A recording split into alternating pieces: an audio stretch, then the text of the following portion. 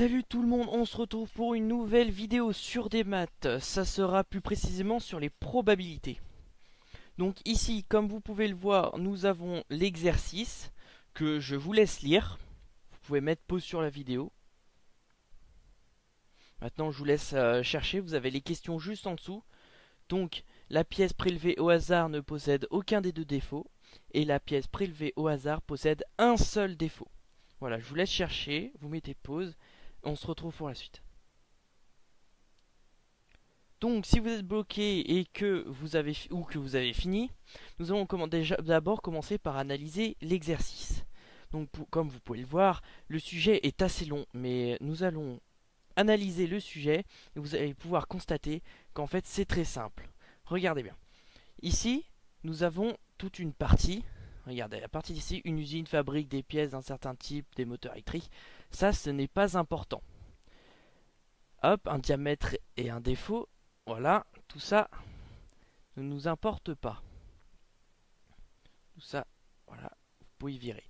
À part ce que je vais mettre d'une autre couleur, ici. Donc, une pièce est prélevée au hasard. Voilà, important.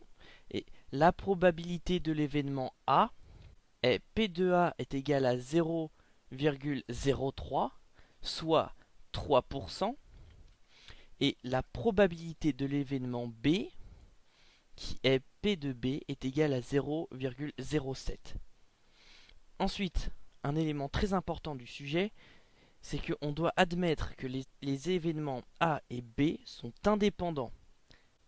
Ensuite, nous avons donc un exemple, on admettra que si inverse de A et B, etc., ça je vous laisse le lire. C'est ce que j'ai à peu près expliqué précédemment. Exprimer ces événements en fonction de A et B, puis calculer leur probabilité.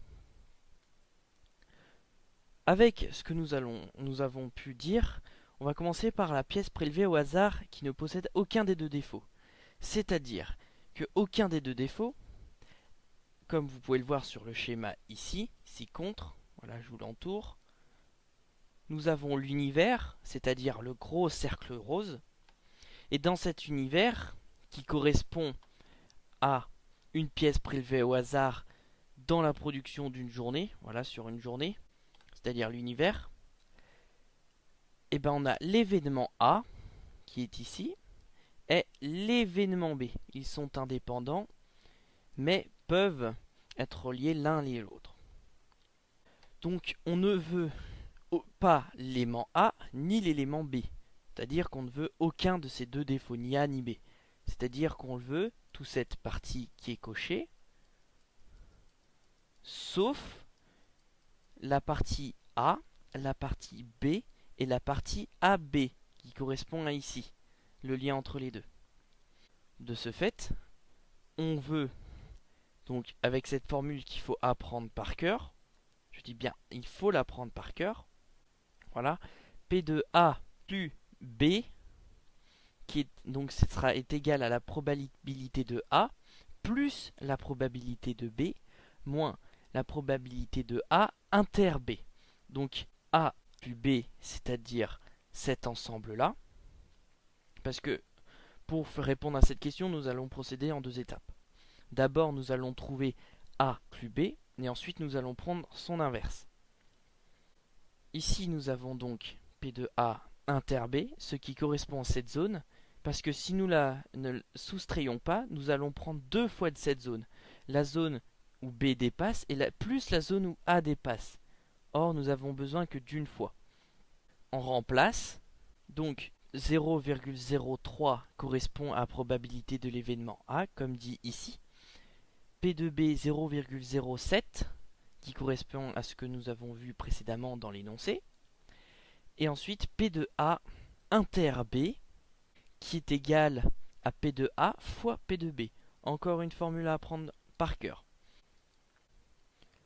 Ensuite, nous remplaçons à nouveau les valeurs et nous allons additionner celles-ci. Nous nous retrouvons avec 0,1 moins 0,03 fois 0,07.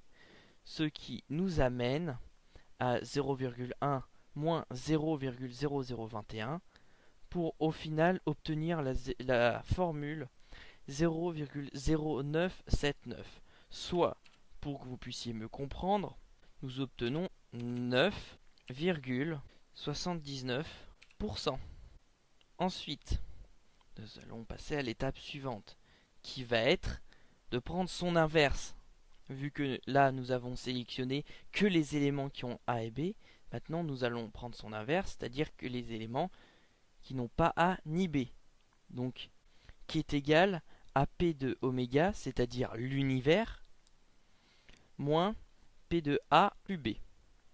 Ce qui veut que l'univers, vu que nous sommes en pourcentage, 100% divisé par 100 est égal à 1, donc 1, moins P de A plus B, ce que nous avons obtenu précédemment, et nous obtenons donc une valeur de 0,9021, ce qui équivaut à 90,21%.